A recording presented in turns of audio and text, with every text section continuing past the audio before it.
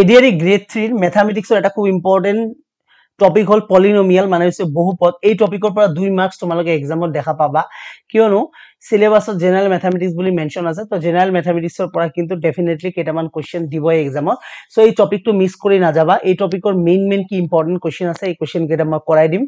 আৰু এই সেশনটোৰ দ্বাৰা 2 মাৰ্কস তোমালোকে ইজিলি ক্যাৰি কৰিব পাৰিবা তো সেশনটো মিস নকৰি গোটেইখিনি ভালদৰে কনসেপচুৱেল চাই যাবা ঠিক আছে কনসেপ্ট জানাৰ পিছত আমি কোশ্চেন খিনি সলভ কৰিম তো পলিনোমিয়াল মানে হৈছে অসমীয়া যাক কোৱা হয় বহুপদ ঠিক আছে তো বহুপদ মানে কি বহুপদ মানে যাৰ পদ বহুত থাকে বুজি পাইছানে বহুপদ তো বহুপদ বুজাৰ আগতে আমাৰ বুজিব লাগিব যে বহুপদ হয়নো কি যত ভেৰিয়েবল থাকে সহগ থাকে ভেৰিয়েবল মানে হৈছে কি চলক থাকে x y z এইবিলাকক কোৱা হয় চলক বুলি যে ইংলিশত কোৱা হয় ভেৰিয়েবল ঠিক আছে কি বল ভেৰিয়েবল আৰু সহগ বুলিও কোৱা হয় যেনে কোৱা তোমালোকে ৰৈখিক সমীকৰণ দ্বিঘাত সমীকৰণ খৰিছা নহয় এইবিলাক সব পলিনোমিয়ালৰ আন্ডাৰত পৰে বহুপদৰ ভিতৰতে পৰে ঠিক আছে এটা যদি মই ৰৈখিক সমীকৰণৰ স্ট্যান্ডাৰ্ড ফৰ্ম কও যে লিনিয়াৰ ইকুয়েশনৰ স্ট্যান্ডাৰ্ড ফৰ্ম কি ax + by = c এটো হৈছে লিনিয়াৰ ইকুয়েশনৰ স্ট্যান্ডাৰ্ড ফৰ্ম পৰীক্ষাত কেতিয়াবা গ্ৰেড 4 লেভেলত দি যে ৰৈখিক সমীকৰণৰ স্ট্যান্ডার্ড ফর্মটো কি ax + by = c ঠিক আছে যত a কি বুলি কোৱা হ'ব এক কোৱা হ'ব কোফিশিয়েন্ট কি বুলি কোৱা হ'ব কোফিশিয়েন্ট অসমীয়া যাক কোৱা হয় কি সহগ কাৰ সহগ x ৰ coefficient of x আৰু b কি বুলি কোৱা হ'ব b কো সেম কোৱা হ'ব coefficient কাৰ coefficient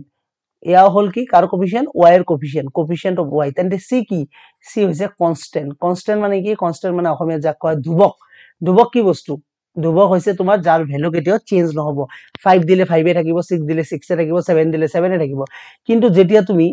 ax আছে যে ax ত তুমি যেতিয়া x ৰ মান চেঞ্জ কৰিবা এই দুটা চেঞ্জ হৈ যাব যেতিয়া y ৰ মান চেঞ্জ কৰিবা তেতিয়া চাবা এই ভ্যালুটো চেঞ্জ হৈ যাব নহয় জানো তো হেতু হৈছে ভেৰিয়েবল তো x y এইবিলাক হৈছে ভেৰিয়েবল তো one variable two variable x আৰু y দুটা বেলেগ হয়তো এটো টু ভেৰিয়েবল ঠিক আছে যদি মই ইয়াতো x দিও তেতিয়া হলে হ'ব ওয়ান ভেৰিয়েবল ঠিক আছে ফৰ এক্সাম্পল এনেকে লিখিব পাৰা 2x + 5y = 7 ঠিক আছে তো ভেৰিয়েবল আছে দুটা x আৰু y ঠিক আছে 5 হৈছে সহগ 2 হৈছে সহগ আৰু 7 হৈছে কনস্ট্যান্ট যদি এটা কোয়াড্ৰেটিক ইকুয়েশনৰ কথা কও দ্বিঘাত সমীকৰণ তো দ্বিঘাত সমীকৰণৰ স্ট্যান্ডার্ড ফর্ম হল ax² + bx + c = 0 বাকিটো বুজিয়ে পাইছা a হৈছে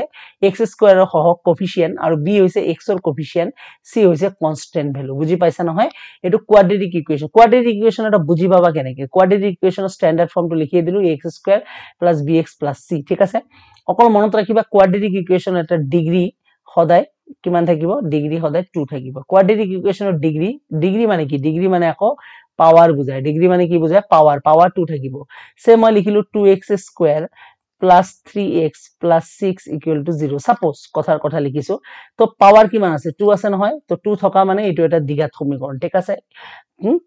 কিন্তু স্ট্যান্ডাৰ্ড ফৰ্মটো চাই লবা 2 ৰ পিছত এনেকে 1 আহিব তাৰ পিছত কনস্ট্যান্ট ভ্যালু আহিব ঠিক আছে তো সিম্পল বুজি পালো কি কোয়াড্ৰেটিক ইকুয়েশন এটা দ্বিঘাত সমীকৰণ এটা ডিগ্ৰী কিমান থাকে ডিগ্ৰী থাকে 2 ইম্পৰ্টেন্ট কোশ্চেন হয় আৰু ৰৈখিক সমীকৰণৰ ডিগ্ৰী কিমান থাকে ডিগ্ৰী থাকে 1 এটা বুজি পালা সবে কোয়াড্ৰেটিক ইকুয়েশন আৰু লিনিয়াৰ ইকুয়েশনৰ পৰা x ৰ মান উলিয়াব লাগে y ৰ মান উলিয়াব লাগে সেম কোয়াড্ৰেটিক ইকুয়েশনৰ পৰা x ৰ মান y ৰ মান উলিয়াব লাগে ঠিক আছে তো ফাৰ্স্ট কোশ্চেন আমি চাম ডিগ্ৰী অফ কনস্ট্যান্ট পলিনোমিয়াল মানে কি কনস্ট্যান্ট পলিনোমিয়াল মানে বহুপদ হ'ব কিন্তু ভ্যালুটো কনস্ট্যান্ট হ'ব ঠিক আছে তাক কোৱা হয় কনস্ট্যান্ট পলিনোমিয়াল বুজি পাইছানে কনস্ট্যান্ট পলিনোমিয়াল মানে সে মই যদি লিখো 2 মানে কি কনস্ট্যান্ট ইয়াৰ ভ্যালু চেঞ্জ নহব তো কনস্ট্যান্ট পলিনোমিয়াল হ'ব গলে কেনেকুৱা ধৰণৰ হ'ব লাগিব ঠিক আছে a⁻0 মানে কিমান জানা তোমালোকে পাৱাৰ এন্ড বেসৰ চ্যাপ্টাৰত এটো আছে a⁻0 ৰ মান 1 মনত ৰাখিবা বেস যিমানে নাথাকক কিয় পাৱাৰ যদি 0 থাকে the value will be 1 সে মই 100⁻0 যদি কও आंसर 1 হ'ব 2⁻0 হলো 1 হ'ব ঠিক আছে 40⁻0 হলো 1 হ'ব তাৰ মানে পাৱাৰ 0 থাকিলে आंसर 1 হয় তো মই ইয়াতে কি কৰিব পাৰো x⁻0 যদি কৰো তো কি হৈ যাব তো ইয়াতে তুমি পাৱাৰ যেটা 0 দিবা ইয়াৰ মান যিমানে নবহা কিয় x ৰ মান आंसर will be কি থাকিব 2 থাকিব কাৰণ x⁻0 মানে কি 1 তো 2 1 * 2 তো এটো হল কনস্ট্যান্ট পলিনোমিয়াল তো কনস্ট্যান্ট পলিনোমিয়ালৰ ডিগ্ৰী সদায় কিমান হ'ব 0 হ'ব তো অপচন নম্বৰ এ ঠিক আছে next degree of zero polynomial ঠিক আছে জিৰো পলিনোমিয়াল তো জিৰো পলিনোমিয়াল মানে কি জিৰো যেতিয়া आंसर হ'ব ঠিক আছে ইয়াৰ পলিনোমিয়াল কিমান হ'ব ঠিক আছে আইডেন্টিফাই কৰিব পাৰিবা নেকি কিয় আইডেন্টিফাই কৰিব নোৱাৰিবা কাৰণ চোৱা 0 মই যদি x⁻0 দিও কিমান হ'ব 0 * 1 आंसर will be 0 এটা 0 * x⁻, ঠিক আছে পলিনোমিয়াল মান বলে 5 দিলো তথাপিতো 0 হ'ব 0 ইনটু x ৰ মান যদি মই 100 দিও পাৱাৰ তথাপি কিমান হ'ব 0 হ'ব 0 লগত যিমানে মাল্টিপ্লাই নকৰা কিয় নাম্বাৰস আনসাৰ উইল বি 0 তো আইডেন্টিফাই কৰিব পাৰিবা নেকি 0 হ'ব নে 5 হ'ব নে 100 হ'ব নে 2 হ'ব তো আনসাৰ হ'ব নট ডিফাইন করা না যাব degree of zero polynomial degree মানে ডিগ্রি কিমান হ'ব নট ডিফাইন্ড ঠিক আছে আৰু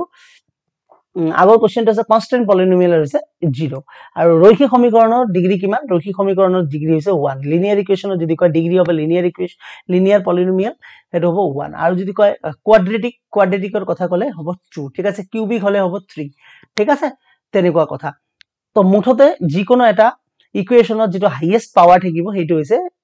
সেই পলিনোমিয়ালটো ডিগ্ৰি সো এটা কোশ্চেন দিয়া আছে 5x to the power 3 plus 2x to the power 4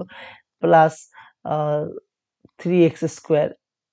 equal to 7 এনেকুৱা এটা দিয়া আছে পলিনোমিয়াল এক্সাম্পল হিচাপে কলো তো এই পলিনোমিয়ালটোৰ হাইয়েস্ট পাৱাৰ কিমান আছে 4 আটাইতকৈ ডাঙৰ পাৱাৰ কিমান আছে 4 তো ডিগ্ৰি কিমান হ'ব ডিগ্ৰি 4 হ'ব তো মনত ৰাখিবা এটা বহুপদৰ আটাইতকৈ ডাঙৰ পাৱাৰটো হৈছে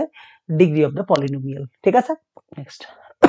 write the degree of the polynomial of 7 write the degree of the polynomial of 7 ঠিক আছে তো ডিগ্রি লিখিব লাগে পলিনোমিয়াল 7 ৰ ডিগ্ৰি লিখিব লাগে ডিগ্ৰি কিমান হ'ব 7 যেহেতু 7 আনসাৰ ৰাখিব লাগিব তেতিয়া তুমি কি কৰিব লাগিব x ৰ মান 0 বহালহে তুমি কি পাবা 7 এ পাবা কাৰণ 7 x টু দি পাৱাৰ 0 মানে 1 তাৰ মানে ডিগ্ৰি অফ দা